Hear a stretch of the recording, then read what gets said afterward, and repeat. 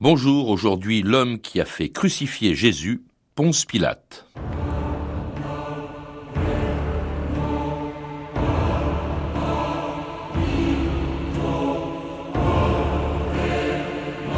Je suis innocent du sang de ce juste. Ponce Pilate, Évangile de Matthieu.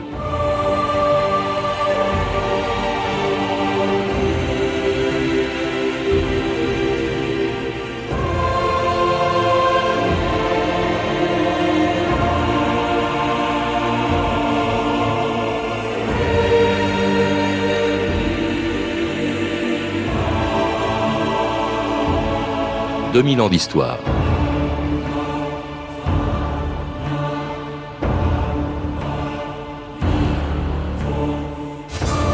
Rien ne prédestinait Ponce Pilate à devenir un jour célèbre. Il faisait partie de ces centaines de fonctionnaires qui administraient l'Empire romain à l'époque de Tibère. Et personne n'avait jamais entendu parler de lui jusqu'à son arrivée en 26 dans une des provinces les plus lointaines et les plus turbulentes de Rome. Nommé gouverneur de Judée, Pilate est alors entré dans l'histoire en jugeant et en condamnant à mort Jésus. Après quoi, personne ne sait ce qu'il est devenu. Certains pensent qu'il s'est suicidé, d'autres, comme l'écrivain Tertullien, ont même affirmé qu'après son retour à Rome en 37, il avait été jugé par le Sénat pour son action en Palestine et qu'il s'était même converti à la religion de celui qu'il avait fait condamner. Ponce Pilate, le Sénat s'est réuni aujourd'hui pour entendre ta défense. Alors nous t'écoutons. Parle. Qu'attends-tu? Qu'est-il advenu de ton courage? Qu'as-tu fait de ta voix? Son silence est une insulte à César et à sa justice. Alors, Ponce Pilate, il t'accuse d'avoir abusé des pouvoirs qui t'ont été conférés par le Sénat et le peuple de Rome. Quelle faveur d'être jugé en ces lieux, César. J'attends, tu le vois, ma sentence sereinement. Mon juge ne peut être de ce monde puisqu'il est au-dessus de nous. Je veux, César, n'avoir pour juge que celui que j'ai fait crucifier. Jean-Pierre Lémonon, bonjour. Bonjour. Alors dans votre livre Ponce Pilate, qui vient d'être publié aux éditions de l'Atelier, vous parlez justement de cette possible conversion de Pilate à la religion de celui qu'il avait crucifié. C'est une des très nombreuses légendes, plus ou moins fantaisistes, qui ont circulé sur la vie de Ponce Pilate, dont on ne sait finalement pas grand-chose, que ce soit après son départ de Judée ou même avant qu'il en soit devenu gouverneur. Il est devenu célèbre, bien sûr, à cause de sa condamnation de Jésus, mais au fond, on le connaît mal, c'est un illustre inconnu. Pas tout à fait.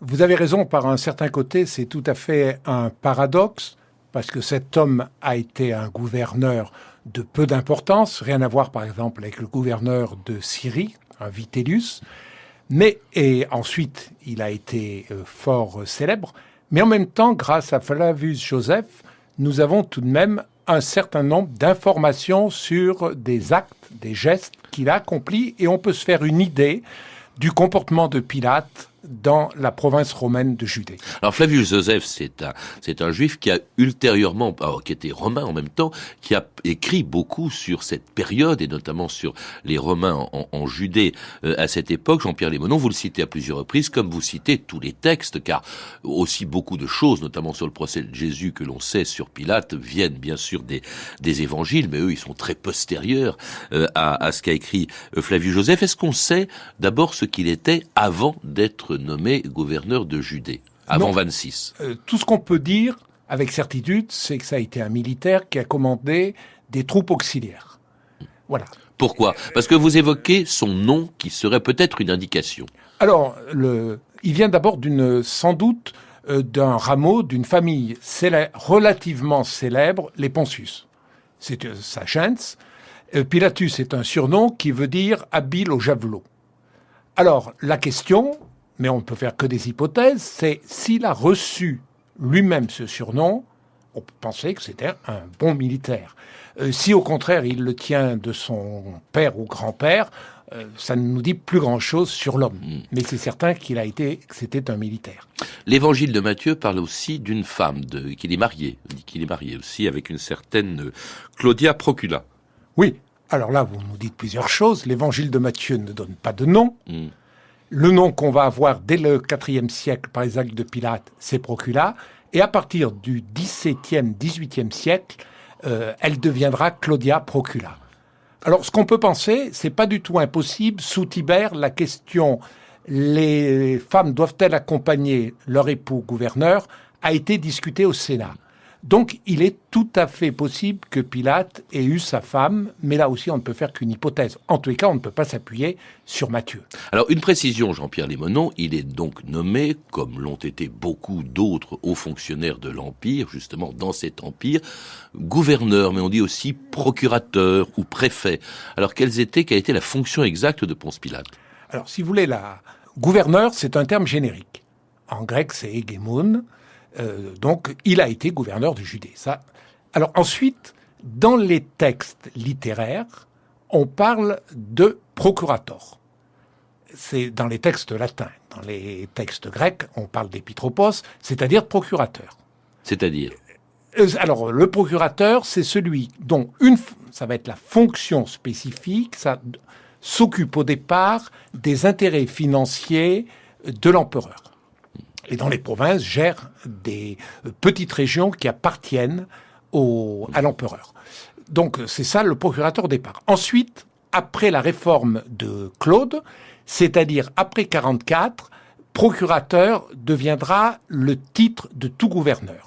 Mais depuis longtemps, on pensait, pour des raisons diverses, qu'un gouverneur comme Pilate était nommé préfet. On n'en avait pas la preuve. On l'a depuis que nous avons découvert en 1961 l'inscription de Pilate, qui est peu de choses, mais qui nous garantit son titre et une dévotion au moins extérieure à l'empereur, puisqu'il a fait construire le Tiberium. Alors tout ça, c'est en Judée, justement, où Pilate arrive en 26, accueilli par les autorités religieuses du pays. C'est au nom de mon peuple que grand caïphe et gardien des tables de la loi de Moïse, je t'accueille, Ponce Pilate, procurateur de Rome en Palestine. Nous souhaitons que par une sage administration, tu saches faire respecter nos dogmes, tout en apportant la paix et la prospérité à notre peuple. Il nous a été dit que l'empereur Tibère te tenait en grande estime. Et notre Sanhédrin demande qu'envers nous ta loi ne t'oblige pas à ternir le fidèle reflet de cette estime. Merci, grand caïphe. Au nom de Rome et de mon empereur, je promets un juste gouvernement.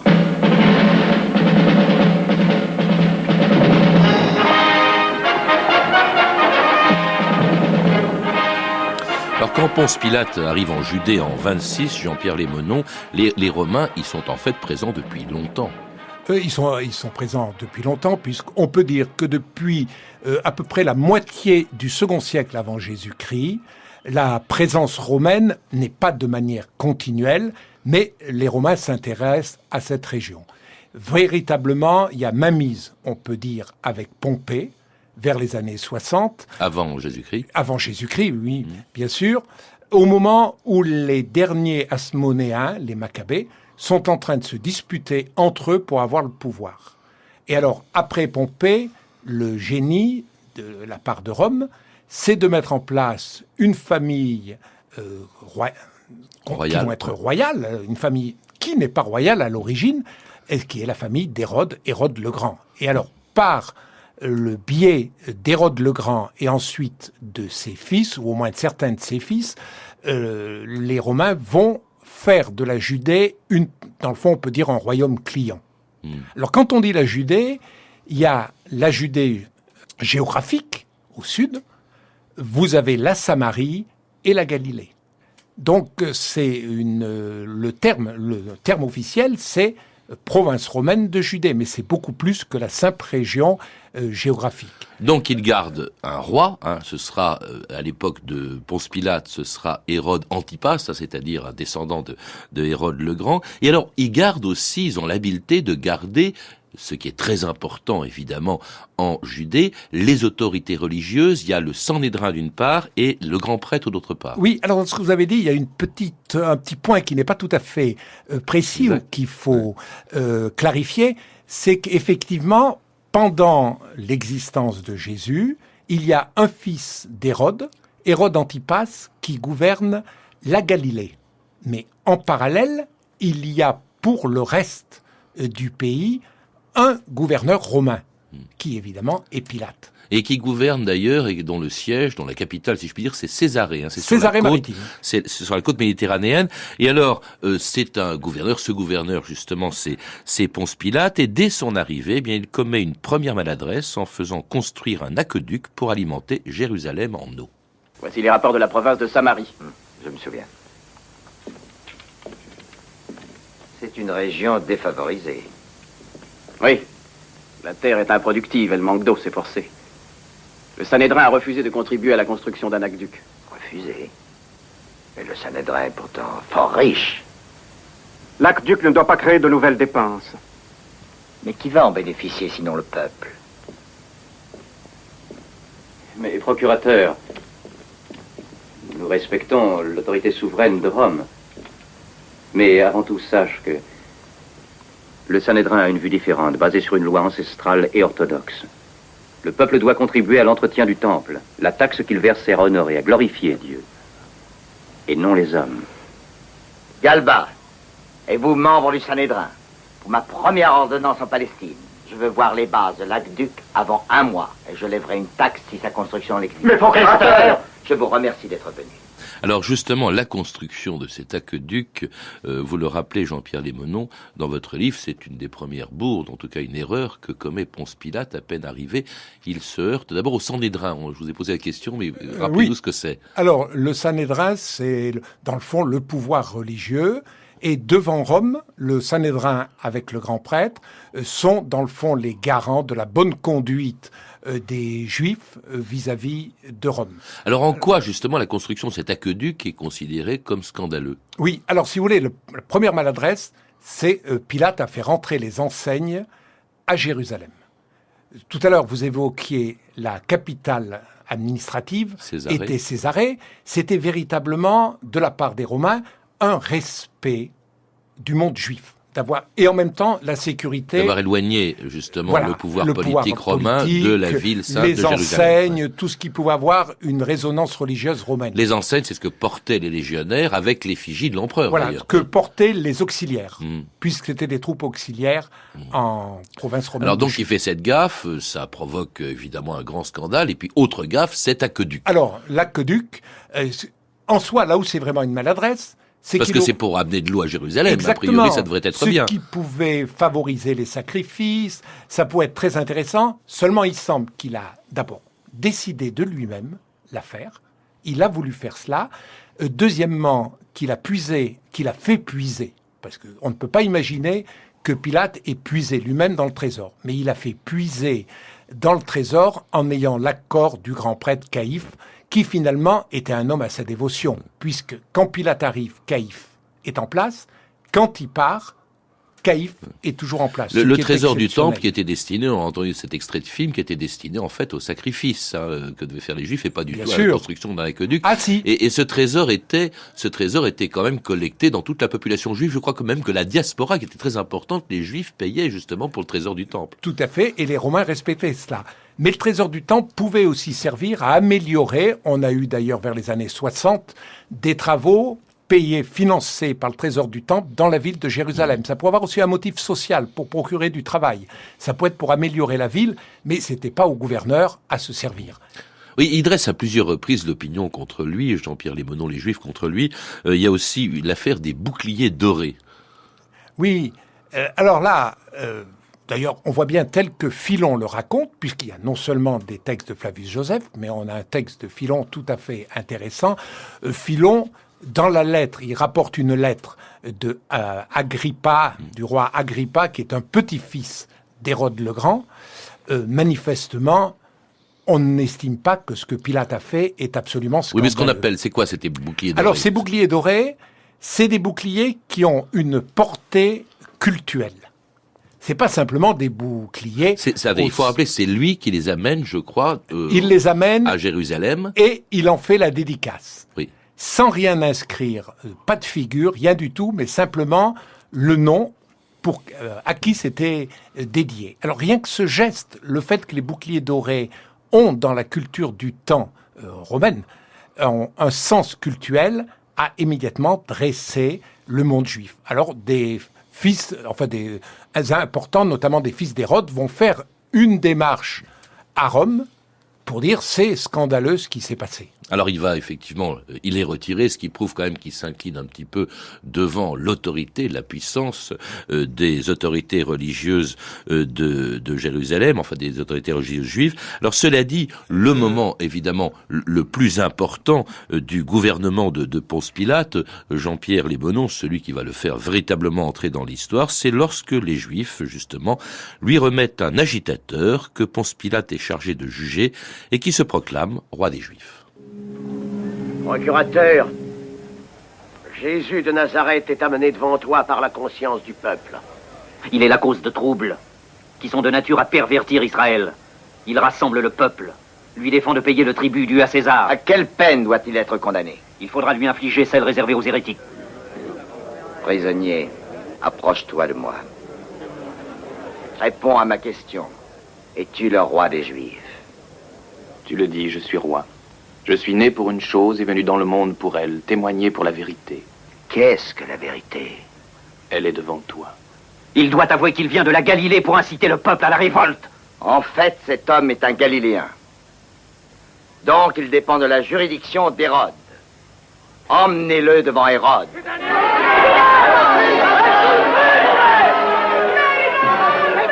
Alors Jean-Pierre Lémonon, on le voit, vous le dites, Pilate n'a manifestement pas envie de faire juger Jésus. Au nom de quoi est-ce que les Juifs remettent un Juif au gouverneur de Judée? Quelles sont ses compétences sur le plan judiciaire? Oui, alors ce qu'il faut dire d'abord, il faudrait, je dirais, éliminer le terme les Juifs, mais dire les grands prêtres juifs. Les grands prêtres. Les grands prêtres qui sont d'ailleurs mal vus du reste du peuple, puisque ce sont des créatures de Rome. Car le gouverneur fait ce qu'il veut du grand prêtre. Vraiment, Caïphe a dû être extrêmement souple, puisque le prédécesseur de Pilate, Valerius Gratus, a destitué 5 fois le grand prêtre. Ce que Pilate ne fera pas. Ce que Pilate ne fait pas, et donc, sans doute, Caïphe lui convient parfaitement. Alors, la raison, c'est très simple. Là, je crois qu'on peut dire, à travers les différents témoignages que nous avons, et notamment les évangiles quand ils sont traités sur le plan de l'histoire, le seul Pilate a en Judée la possibilité de condamner quelqu'un. Les grands prêtres peuvent lui demander de faire condamner quelqu'un, de l'exécuter. Eux peuvent désirer faire exécuter quelqu'un, ils ne peuvent pas le faire exécuter. Oui, mais alors on voit bien qu'il est embarrassé, Pilate, et justement, il renvoie Jésus devant le roi, devant Hérode, en disant « moi je ne veux pas m'en occuper ». Oui. Donc ça veut dire que Hérode aussi a un pouvoir judiciaire parce que Jésus est galiléen, c'est-à-dire sous l'autorité d'Hérode. Oui. Alors ça, ce n'est pas possible sur le plan de l'histoire. Que Pilate ait voulu faire une fleur à Hérode Antipas, roi de Galilée, c'est possible. Mais ce n'est pas possible sur le plan de l'histoire parce que l'homme qui a commis une faute est jugé là où il a commis sa faute. C'est pas parce que l'homme est galiléen qu'il doit être jugé par le pouvoir galiléen. Il doit être jugé à Jérusalem, puisque c'est là que les grands prêtres lui reprochent d'aspirer à la royauté. Alors justement, la faute, c'est ça. Il faut peut-être rappeler en quoi Jésus gêne aussi bien les grands prêtres que l'autorité romaine. Quelles sont les deux fautes, au fond, qu'on lui reproche? Oui, alors, les grands prêtres sont certainement gênés par le fait que Jésus propose une réforme du judaïsme. Jésus ne veut pas créer une religion. Jésus se situe à l'intérieur d'un monde, le judaïsme, et il propose une réforme de cette religion, qui met en cause, comme d'ailleurs le font beaucoup d'autres juifs, le pouvoir des grands prêtres, qui sont des grands prêtres illégitimes. Ces grands prêtres n'appartiennent pas aux grandes familles traditionnelles. Ce ne sont pas des sadocides, c'est-à-dire des descendants de Sadoc, le prêtre originaire dont tous les autres grands prêtres, théoriquement, se réclament. Il l'accuse aussi de se proclamer Messie, fils de Dieu. Oui, alors, ça, c'est plutôt, je dirais... C'est ça qui gêne les grands prêtres.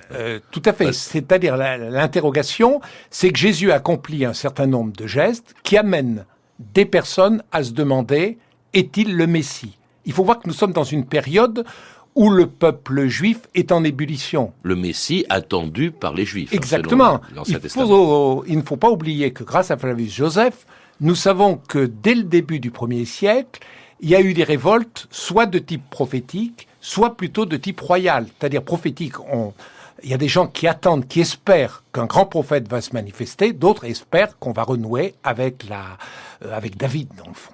Alors c'est évidemment ça ce qui gêne les autorités religieuses des Juifs. En revanche, pour ce qui concerne les Romains, l'accusation, et là les grands prêtres, le disent bien de manière à faire condamner Jésus par Pilate. Ils disent, mais vous vous rendez compte, cet homme se proclame également roi des Juifs. Or, le roi, forcément, c'est ou bien c'est Hérode, ou bien c'est l'empereur à Rome. Donc c'est un crime de lèse-majesté, en fait. De ce point de vue-là, c'est ça qui peut gêner Ponce Pilate. Ah ben, si vous voulez, c'était extrêmement habile. Le motif d'accusation des grands prêtres est extrêmement habile. Il présente un homme en disant « cet homme trouble le peuple parce qu'il se proclame roi des Juifs » et il y en a qui disent que c'est le roi des Juifs. Donc, à ce moment-là, ou Pilate intervient et le condamne, ou alors il ne fait rien parce qu'il ne veut pas se laisser commander par les grands prêtres, mais à ce moment-là, il est dénoncé à Rome comme prenant ses distances vis-à-vis de la Pax Romana. Il faut voir, les grands prêtres ont été extrêmement habiles dans le choix de l'accusation. Manifestement, Pilate n'est pas intéressé par l'affaire. Et Pilate, d'ailleurs, est même très sceptique sur la culpabilité de Jésus. Quand Hérode renvoie Jésus devant Pilate, celui-ci hésite, et puis Pilate, justement, essaye une dernière fois de sauver Jésus en utilisant une coutume juive.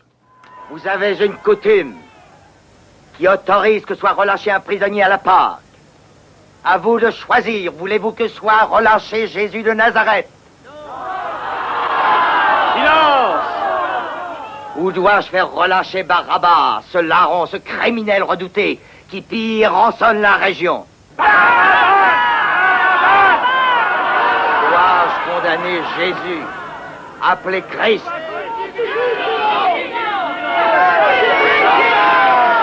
Pour quelle faute?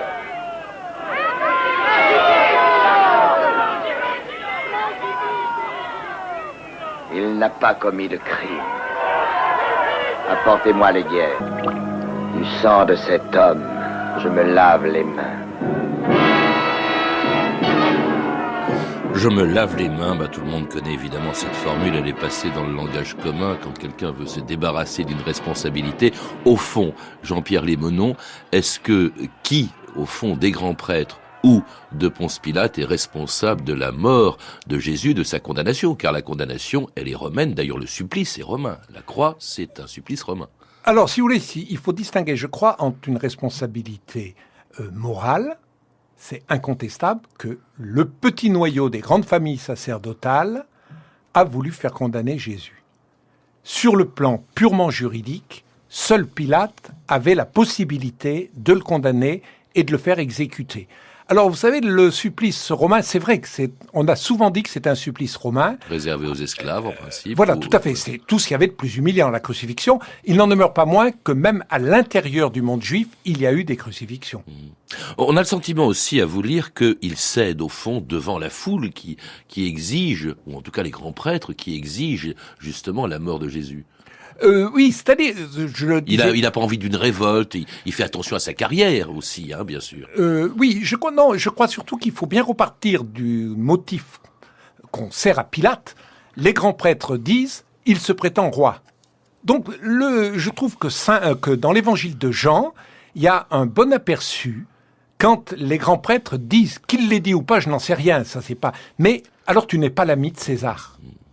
Alors il y a cette phrase, je m'en lave les mains, elle n'apparaît que dans l'évangile de Matthieu. Alors ça c'est très important, cet évangile qui est postérieur, en tout cas dans la rédaction est postérieur bien sûr à ce qui s'est passé, parce que au-delà de cette phrase, après avoir dit je m'en lave les mains, il dit je suis innocent du sang de ce juste, c'est votre affaire. Et la foule, dit Matthieu, et la foule lui répond, nous prenons ce sang sur nous. Ça a des conséquences terribles parce que ça fait au fond des Juifs, si l'on en croit Matthieu, un peuple déicide et ça va servir à justifier ou expliquer les persécutions suivantes, Jean-Pierre Lémenon. Oui, alors c'est là qu'on voit que l'histoire est très importante.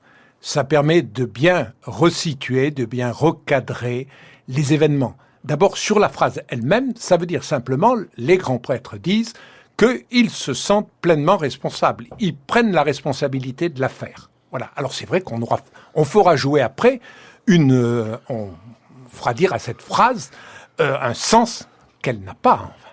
Alors on continue de parler de Ponce Pilate après la mort de Jésus. Il quitte la Judée parce qu'il a massacré un certain nombre de Samaritains, je crois, un peu plus tard. Il est rappelé à Rome, Dardare. Et alors là, les interprétations sur ce qui s'est passé après divergent. Il y a, on l'avait cité au début, celle d'un chrétien, Tertullien, qui a même fait penser qu'il avait été jugé, certes, mais qu'il s'était converti au christianisme, et même, je crois qu'il est mort en martyr. C'est assez extraordinaire le destin de Ponce Pilate, devenu chrétien, c'est-à-dire adepte de la religion de celui qui l'avait fait crucifier. Oui, alors là, on voit bien, je dirais, nous quittons l'histoire. En 37, Pilate arrive à Rome, Tibère est mort, on ne sait plus que Pilate est devenu ensuite. Remplacé par Caligula, oui. Oui, Tibère. Tibère meurt, tout à fait. Donc, par la suite, on va se saisir de la figure de Pilate. Et on va avoir, dans le fond, deux grandes traditions. Une tradition qui va faire de Pilate, d'abord avec Tertullien, un chrétien, et puis après, même dans certaines traditions orientales, un saint. Derrière, qu'est-ce qu'il y a ? Il y a l'idée que le Christ est mort pour sauver tout le monde, y compris celui qui l'a fait condamner. Et puis de l'autre côté, on aura l'idée, au contraire, que tout châtiment, et surtout d'avoir laissé mettre à mort Jésus, mérite la mort. Et puis il aurait, selon d'autres, été condamné à l'exil par le successeur de Tibère, justement, au fond condamné aussi pour maladresse, pour avoir mal géré cet empire romain. C'est un peu votre conviction, la maladresse de Pilate, Jean-Pierre Lémonon. C'est ce que l'on retrouve en tout cas dans la conclusion de votre livre sur Ponce Pilate, qui vient de paraître aux éditions de l'Atelier. À lire également Jésus, complément d'enquête, une coédition Le Monde de la Bible et Bayard, ainsi qu'une biographie de Flavius Joseph, dont on a parlé aujourd'hui, un juif dans l'Empire romain, de Patrick Bannon, publié aux Presses de la Renaissance. Vous avez pu entendre des extraits de Ponce Pilate, un film de Gianpaolo Calegari et Erwin Rapper, avec Jean Marais, qu'on a reconnu dans le rôle titre, et qui est édité en vidéo chez René Château. Toutes ces références sont disponibles par téléphone au 32 30, 34 centimes la minute, ou sur le site franceinter.com. C'était 2000 ans d'histoire. À la technique, Sandrine Laurent et Rémi Quincet. Documentation, Claire Destacan, Emmanuel Fournier, Camille Pouchalaguier et Franck Olivard. Une réalisation de Nathalie Salle.